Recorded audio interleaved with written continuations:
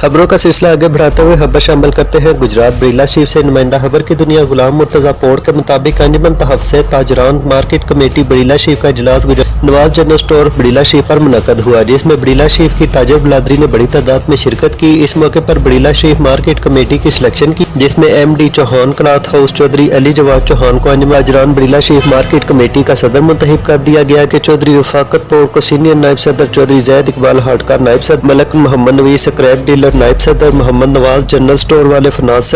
चौधरी गुलाम Murtaza secretary इतलात और नशरियात, चौधरी हालत Chauhan ज़रई store बरीला शरीफ को डिप्टी सेक्रेटरी मुकर्रर कर दिया गया। नई काबीना के इंतखाब के मौके पर चौधरी तजम्मल चौहान, हकीम नूर अहमद चौहान, चौधरी सरवर रेहानिया, चौधरी बाबर चौहान,